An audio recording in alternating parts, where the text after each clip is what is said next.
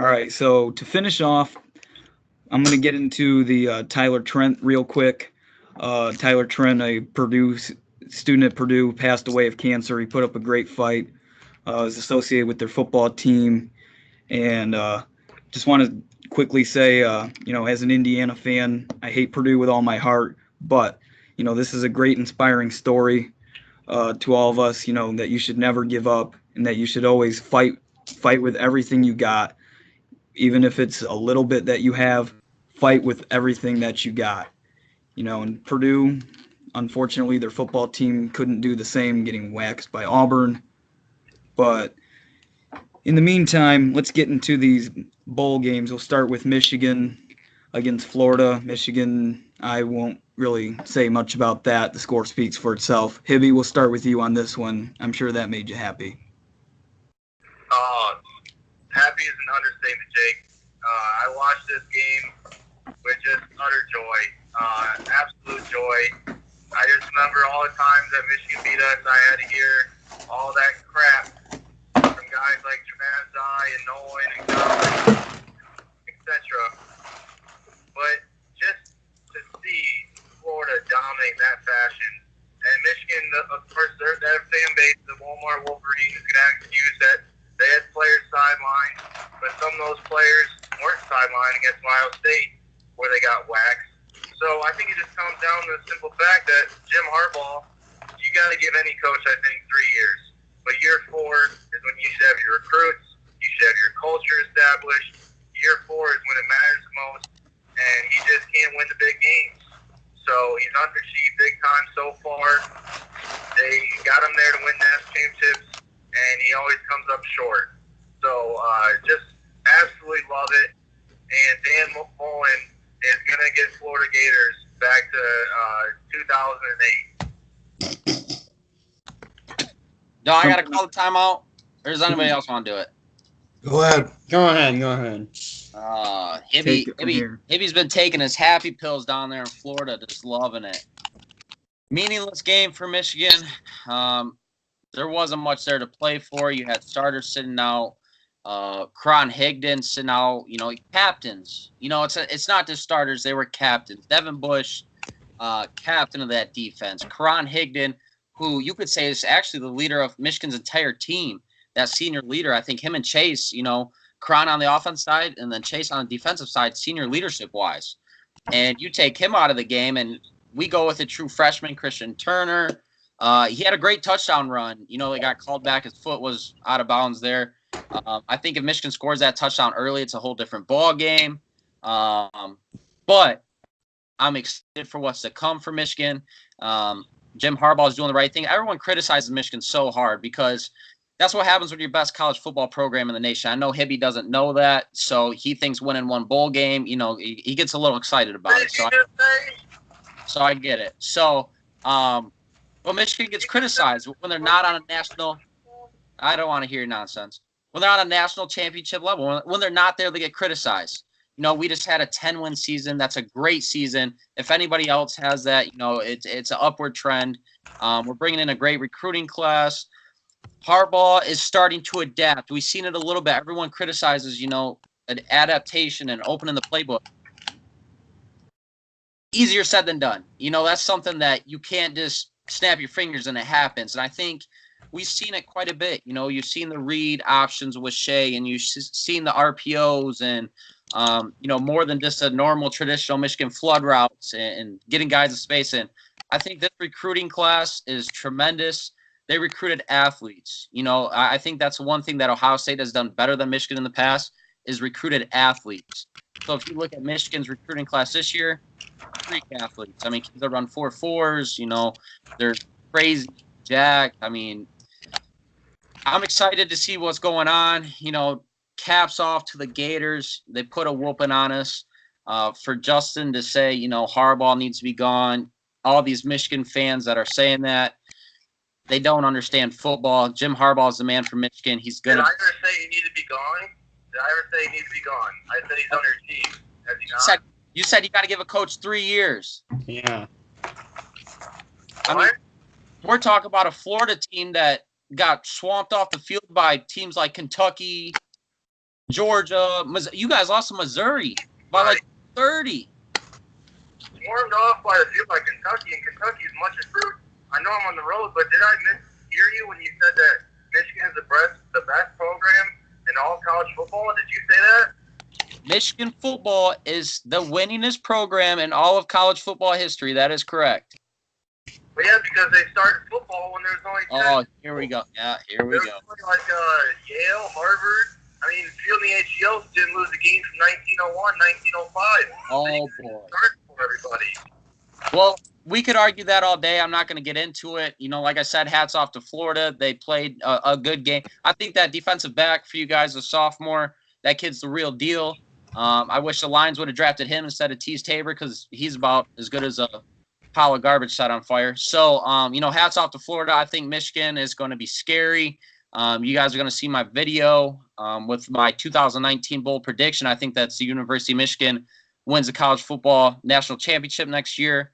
So, yeah, but in terms of a meaningless bowl game for the Michigan Wolverines, Florida won. It was a blowout. It wasn't pretty. I wanted to throw up the entire game. So hats off to the Gators for winning that one. Hey, Travis, see, that's what your problem is. You're going to year 5 of the Harbaugh era, and you're making a bold prediction that they're going to win it all. It should be expected now. They should be one of the favorites to win it.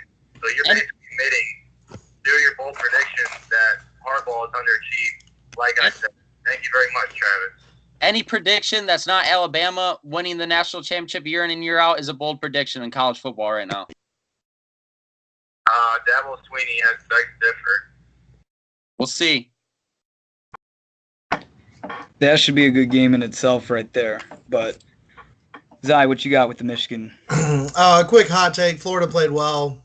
You know, I won't say it's a meaningless game. I think everybody competes, but bowl game's all about motivation. Michigan had waxed Florida twice in the last 5 years. So I think Florida had some motivation. Dan Mullen first year, a little more easier to get players to buy in. Michigan had a lot of guys, not an excuse, but a lot of guys that even didn't decide to play till the last few weeks. So, you know, at the end of the day, I love it because I love the level that Jim Harbaugh has held to, because I think it just speaks that, you know, he's one of the best, because everybody holds him to this level of, you know, that, oh, if he doesn't win a natty in 5 years, it's underachieving. And, you know, as Hibby says, he's underachieved. But, you know, when I look at it, 10 wins this year with playing Notre Dame, Michigan State, and Ohio State on the road, not too bad of a year. Now, a little disappointing to get blown off the field to Ohio State and Florida, but our 3 losses are going to come to 3 teams in the top 10 at the end of the year. So,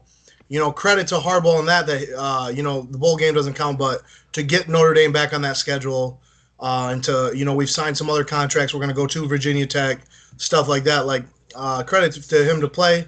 Now, the pressure for Harbaugh is not to win a national championship. It's that we need to win the Big Ten, and we need to beat Ohio State. And you look at next year, you're going to have Notre Dame, Michigan State, and Ohio State all at home. So there's some pressure next year, no doubt. Like, we've proven now we can beat Michigan State. So as a Michigan fan, that's where the pressure is going to come, in my opinion. But Jim Harbaugh's the guy. You know, I stick up for that dude more than he would ever know. I talk about him every day, like motivation. I love that dude. So I think he needs to open the playbook up a little bit. I've heard rumors that he's going to hire an offensive coordinator. You know, I think that would be good. But hats off, the Gators played well. They came to play. I like seeing teams that show up for the bowl and just it shows that they're determined. They kind of have a mission. So I was a little disappointed in Michigan in that part. But at the end of the day, you know, and I think we're seeing it. Like, bowl games is all about who's got the extra motivation, who wants it. So, you know, sure, the Gators were better that day, but Michigan's heading in a good direction. But I also think that Florida's heading in the right direction. But I think for Hibby, like, to chill on the Jim Harbaugh, because I don't think you would say that if Dan Mullen doesn't win a national championship in 4 years that he's underachieved. Well, you got Nick Saban, SEC. But for Florida, that's a big program win. They need that for recruiting. And if you're any type of competitor, when you step on the field, you're not going to be like, you know what, just chilling. This is a Peach Bowl. Do you think that blonde-haired Winovich is thinking that? No, he's playing his heart out. They're playing their heart out for the seniors. Yeah, with his torn shoulder. Bottom line is, they got stumped. It didn't matter if Tom Brady put on the Michigan pad. They were going to lose. This is coming from the same person who just said the other day that the Warriors are taking nights off. That's true. And So, and when way different. and when Michigan beat Tim Tebow, I recall you said, that's a bowl game we don't care about. I was in middle school then. Oh, okay. oh man. Okay. Dr. Pepper was still in the womb. Drinking, his mom's drinking Dr. Pepper. You got anything, Dr. Pepper? What do you got? Yeah, like you got Trav and Zion. I just think the game was meaningless. You know, when they lost to Ohio State, they didn't. You know, the season was over basically. You know, Peach Bowl's not that big of a bowl nowadays. It's either you're in the playoff or that's it basically. You know, like Zion mentioned, Himmy, you know, saying this crap about Jim. I mean, he's the guy for Michigan. He's a true Michigan man. You know, because when you think, let's say they fired him, who would be better to get, you know, for recruiting and, you know, there's no one better out there at the moment, you know, for, to me, a Michigan man, a true good head coach for Michigan. So he's the guy. I'll always back Michigan no matter what. I just think, you know, they just didn't really care about the game, and I'm excited for this recruiting class. They have one of the best wide receiving corps in college football right now, and they just signed another 4-star that's coming in next year. So I'm really excited about that. Some good young running backs coming in. You know, we got Shea coming back, so I'm excited about that. So yeah, people need to, I mean, like Trav said, Michigan's one of the greatest college football programs of all time. And they're always held to such a high standard. And when they don't fulfill that standard, people, you know, dog them so hard because their team's not good enough, you know, isn't that good. They're always worried about Michigan, you know, the Michigan, the Alabamas, the Clemsons, and they're not even worried about their team. So, you know, I just want to say people need to, you know, chill out on, you know, getting rid of Jim and, you know, like Joel Embiid always says, trust the process, and that's what I'm doing. And in a few years, Jim will be raising that trophy up with a national title ring around his finger, buddy. That's all I know. Here's what I will say. I'm going to save all my Jim Harbaugh and Michigan stuff for later. You know, but like you said, Dr. Pepper, I do agree. Jim Harbaugh has his dream job right there at Michigan. And to me, he'll never get fired. I mean, I don't know how much of a hot take that is, but he'll never get fired. Like he's got the dream job. I mean, he's gone 10-2. I mean, I'll save all my 10-2 nonsense for later. But I mean, you go 10-2, you know, that's a pretty decent year. You know, Jim Harbaugh has done. He just needs to beat the Buckeyes and get to that Big Ten title game. You know, but I mean that'll come. You know, of course I like to dog Michigan, but it'll come. You know, Michigan's on the up and coming here, and they got a great future with this recruiting class. So next bowl game we'll get into is Alabama, Oklahoma. Alabama showed their strength once again, beat the Sooners.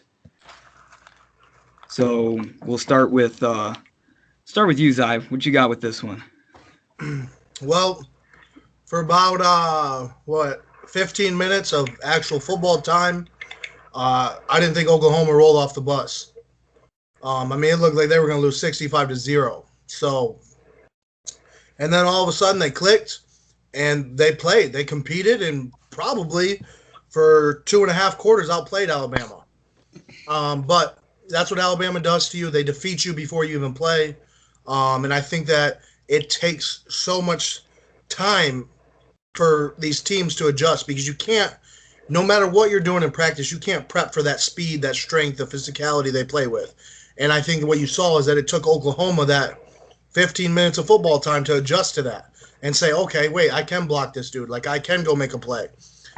You know, credit to Murray. That dude's a baller. And he's a baller to just make plays. He's faster than I thought he was. And I mean, he just made plays. He kept playing. It didn't matter what the score was. He kept playing. So I give the kid credit. I give Oklahoma credit for not rolling over. But at the end of the day, it's what Alabama does to you. They're too much to handle for 4 quarters. And if you make any mistakes, they punch it right down your throat. And they don't feel bad for it. So, that's just how it is. That's kind of my take on the game. But I don't know. I kind of saw some weaknesses, and I would have said before the playoff that Alabama was my for sure pick. But I don't know. Watch out for them Clemson boys. Alabama is a good team, obviously. The key for Clemson to win that game is to play with Alabama for 4 quarters. Oklahoma did not play for 4 quarters. They, like you said, they played for about 2.5. And, they did outscore Alabama in the second half, 24-14, but you got to be consistent with that. You can't outscore them just in the second half. You obviously got to do it the whole game. And Alabama's pretty talented with what they got. So I think it'll be tough for Clemson, and it was obviously tough for Oklahoma. The metaphor I put out there before the game was that all Alabama has to do is stop Oklahoma once, because Oklahoma has absolutely no defense, and it showed. Once again, gave up 45 points. Again, Alabama's much different, but you saw Oklahoma getting torched by Kansas and other Big 12 teams that aren't quite to Alabama caliber. So, but like you said, there are some holes and weaknesses in that Alabama defense that Clemson could expose. So we'll see about that one. Yeah, Alabama for the first half basically just dominated the game. I mean, Oklahoma was napping on the sideline. But I mean, don't tell Paul Feinbaum, but I hate the SEC. So I was hoping Oklahoma would somehow pull it off, but as we saw through the first quarter, we knew right away they wouldn't. Being down 28-0, 2 minutes into the second quarter.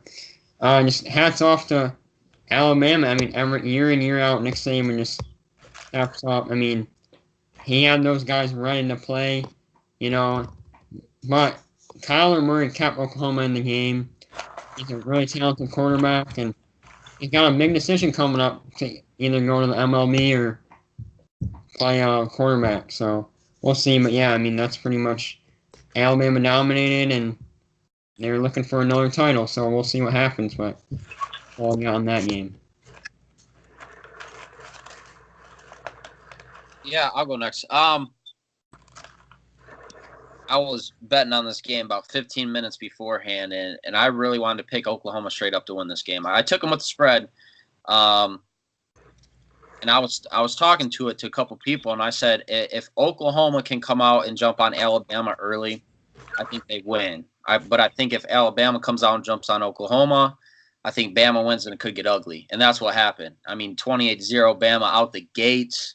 Oklahoma, they stormed back, though. They fought. They competed. They played well. I agree with, there's glimpses of Alabama's weaknesses this year. I don't think they're as talented of a team as what we've seen in the past. So hats off to Oklahoma. I've grown to be a big Lincoln Riley fan over these past 2 years with what he's done with Baker and then what he's done with Kyler Murray, 2 Heisman winners, both great quarterbacks. I love watching both of them play. They're electrifying. Coach Riley's offense is good, though, too. And I think if he can, get a good defensive coordinator in there right now, a good defense with, again, his recruiting class that he's got coming in, the guys staying. That defense was young, too. A lot of those guys were young on Oklahoma's defense. So I think if you get a defense set up there, Oklahoma could be a team that, you got to watch for. Again, he has a number 1 dual threat quarterback, a 5-star kid coming in this recruiting class, too. So he goes to Baker, Kyler Murray, Josh Fields is still a possibility for Oklahoma next year. I like what Lincoln Riley's doing. I like Oklahoma a lot. I think they're close. I do. I think they're close. I think Alabama has declined this year too as well. So it was an interesting game, fun game to watch. High scoring, a lot of big plays. A lot of big hits on defense, things like that. So.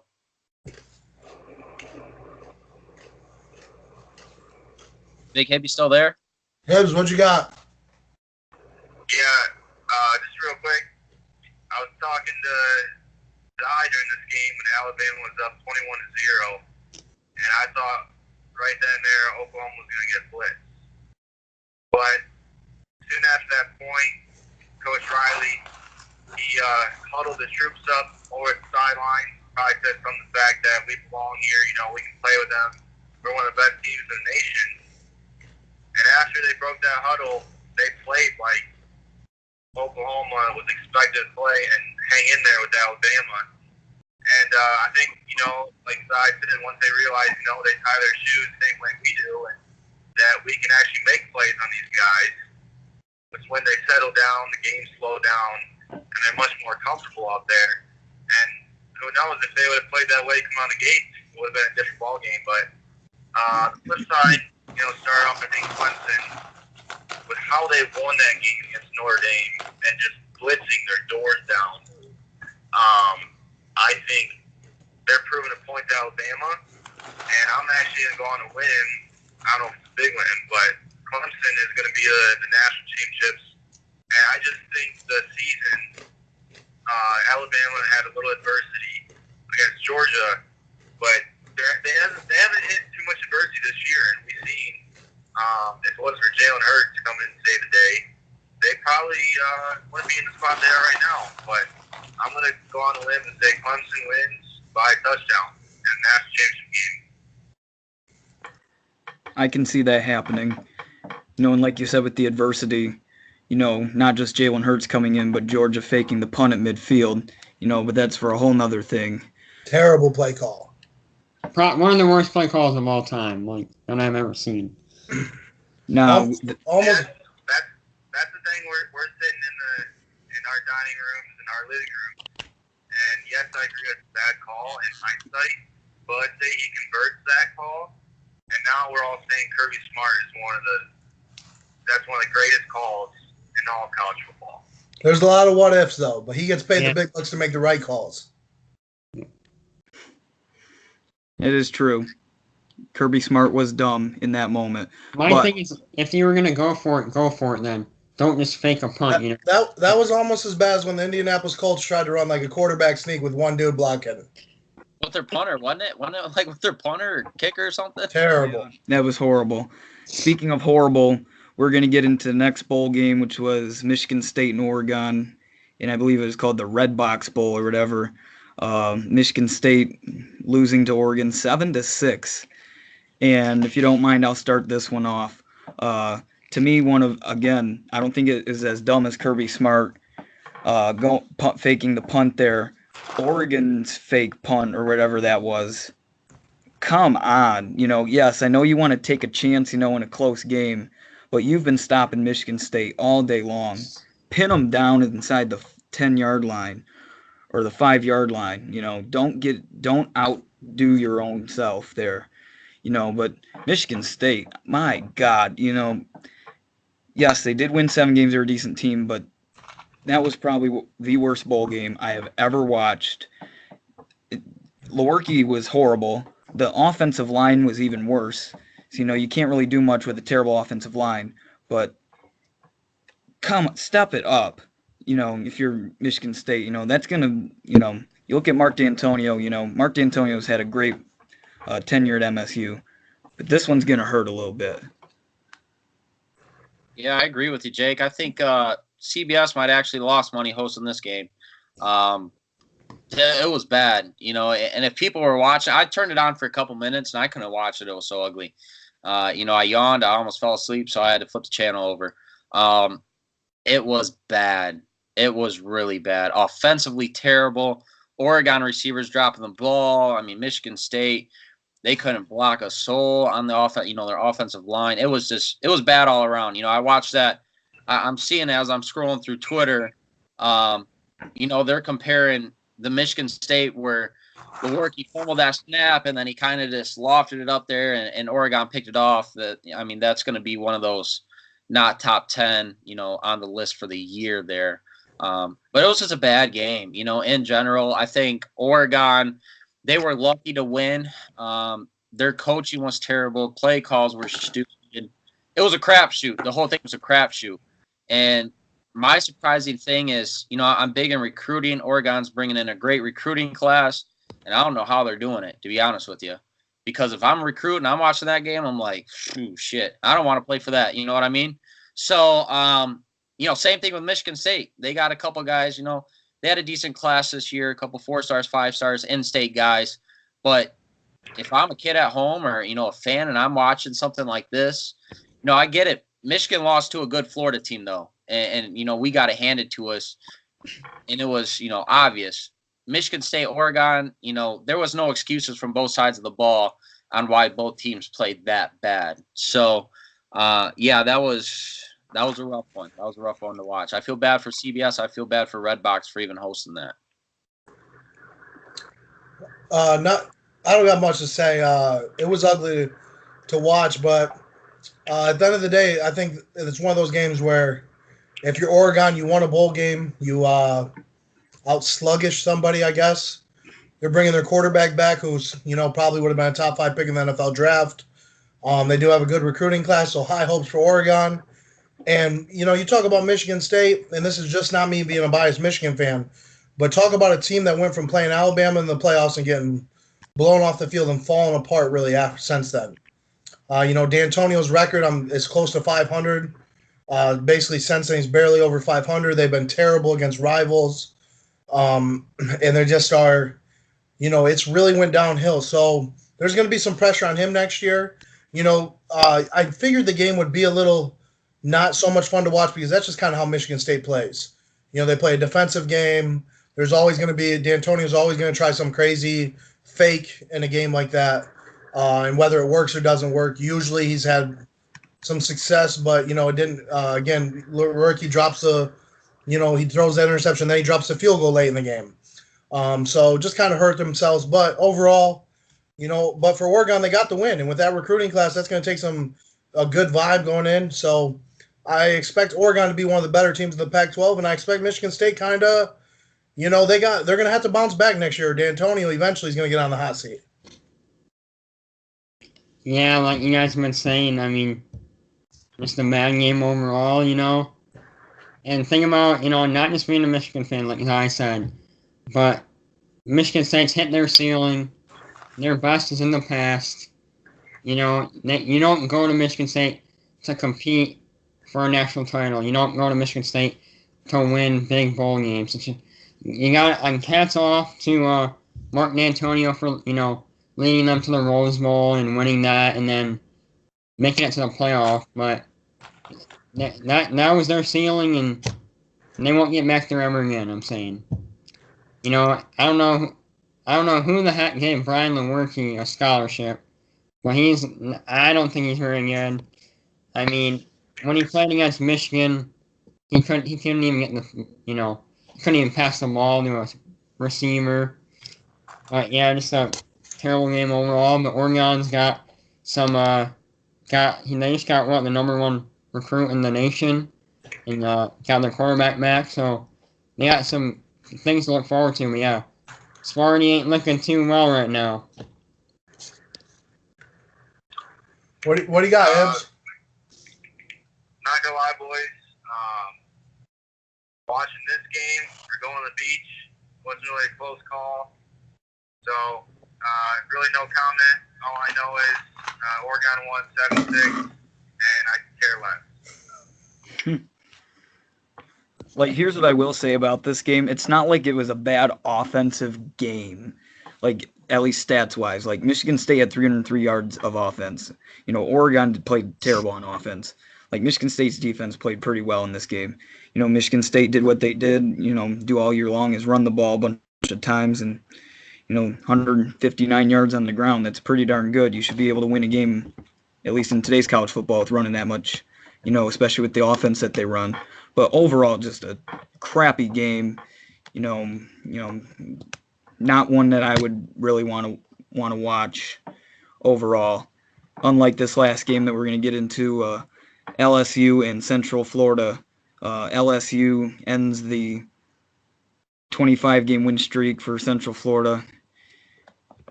Coach O with a statement win right there for LSU. So, Dr. Pepper, we'll start with you on this one. All I gotta say, I don't have to say much, but, LSU, good year. They're trending upwards. Me and SEC, they were expected to win. What UCF is doing is insane. To lose all your coaching staff, bring in a whole new coaching staff and go undefeated in the regular season, win your conference again. You know, they lost their quarterback and to still win their conference title game was impressive, I thought. And they only lost by 8. You know, I didn't get to watch much of the game because having basketball practice, but from what I did see, like, yeah, LSU lost it, like, you know, a lot of players sat out, of course, for the draft and stuff, and got injuries and stuff, but, you know, to only lose by 8, you know, they're making a statement for the playoff to be expanded, and, so, they still, I think that still is part of it, 'cause, you know, they hung with it, you know, they were leading that, you know, they were up 14-3 early, so, you know, UFC's put a stamp on, you know, letting people know that, you know, they're for real still. And that's all I gotta say. I think I got one timeout left, so I'm gonna pull in the back pocket. I'm gonna call my third and final timeout, and I'm calling this on the entire UCF team, coaching staff, student body, university in whole. For you guys to say you're national champions last year, you know, come into this year and argue you should be in the playoffs. You know, Coach Zai, he get the big stomach pat, ho right now. That's laughable. They lost to LSU. So not only did they lose to an above average LSU team, you know, LSU had its spurts. I felt like there'd be 2 weeks they played great, 2 weeks they played terrible. So they didn't even lose to an LSU team, though. They lost to basically their third string defense. I mean, they had, after their senior gets kicked out, their senior defensive back gets kicked out for throwing a punch, they're down to 4-string freshman guys, and they're on defense. It was, you know, UCF, I'm sorry, but you've done a good job. You've won your games. You go undefeated. I get it. Your schedule is piss poor. There's no, you know, who do you guys play? I mean, let's be honest. Who do you guys play to give the nation enough confidence to put you into a national playoff? Can you imagine UCF and Alabama right now? My final prediction for that game is 64-10. That's even if UCF still has their quarterback. I'll be honest with you. I don't think they're on that level right now. You know, LSU had it handed. They were winning pretty handily there until the fourth quarter. Had a couple mistakes. Had the one where, you know, that the fumble for a touchdown or the interception that got tipped up or whatever. Yeah, I got to call my last and final timeout on that entire UCF program. Don't put yourself. I get it. You know, they had the win against Auburn last year. Auburn was sitting guys. Still, don't say you deserve to be in a national playoff contention when you lay eggs like this at LSU. I think if they would have beat LSU handily today, different story. You know, it's a different story. But I think there's no way they can compete with top teams in college football, your Alabamas, Clemsons, teams like that right now. So I agree wholeheartedly with that timeout. It's a great call. Like, I know we already did the LeBron thing, but, like, you can't really self-proclaim yourself something. Like, yeah, you went 13-0. You beat Auburn. Good for you. You know, and yes, LSU is a good team, you know, and you lost to them. But why don't you come to Ann Arbor, or why don't you go to Columbus, or go somewhere tough to play? Go in there and beat them, you know, or play a non-conference schedule where you're playing tough teams. You know, maybe if you play a home game against a top team, I get it. But, like, go somewhere tough and prove us something. I will say this. I just saw their schedule for next year, and they are they're playing Stanford and Pittsburgh. So where at?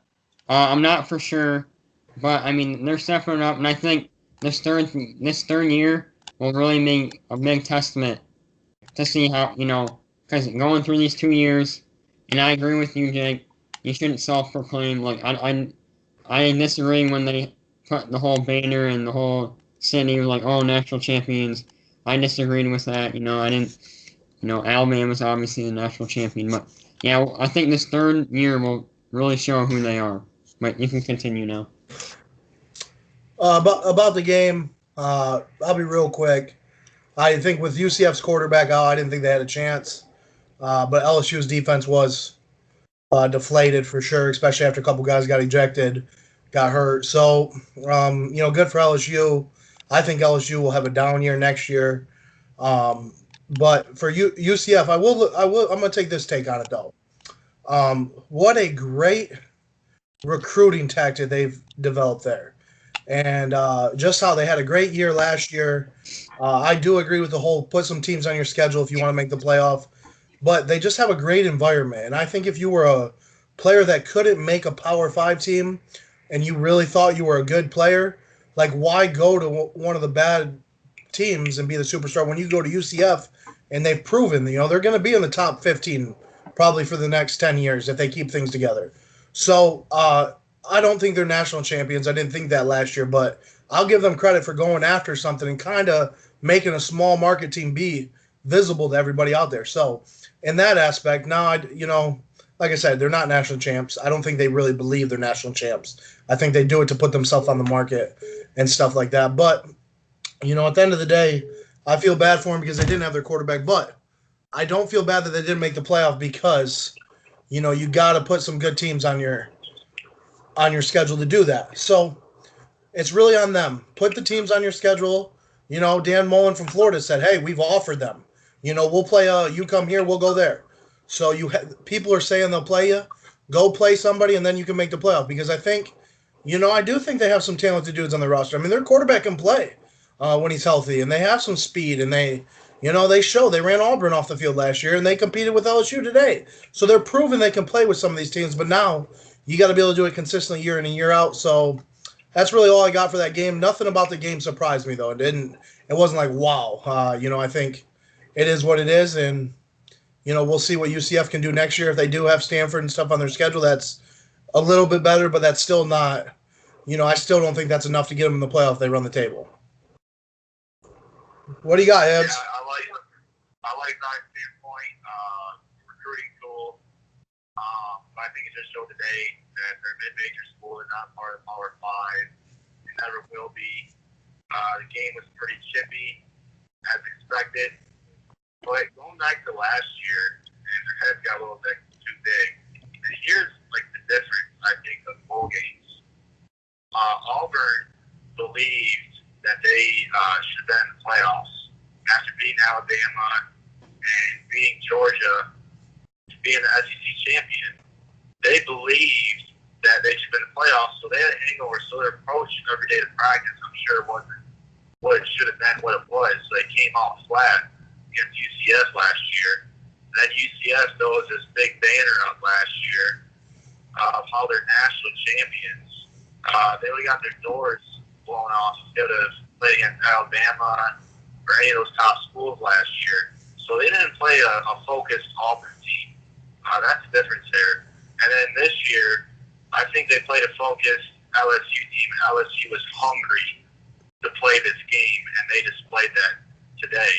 UCF, they could be good for a while, but they won't be able to compete with Power 5. I hope Florida does schedule UCF to show that they're the little brother. But we'll talk about that a different day if that ever happens. But, UCF, I like the direction of the program, but they're just a mid-major school. I agree. A lot of great bowl games this season, and we got ourselves a doozy of a national. What do we got, Dr. Pepper? I gotta call a timeout on Notre Dame. Notre Dame football. I not want to see them in another playoff until they are in a conference. The last two times they were in the championship game, as we all know, against Alabama a few years ago. I think it was 2013. Got blown out of the water. It was 42 to 14 or something.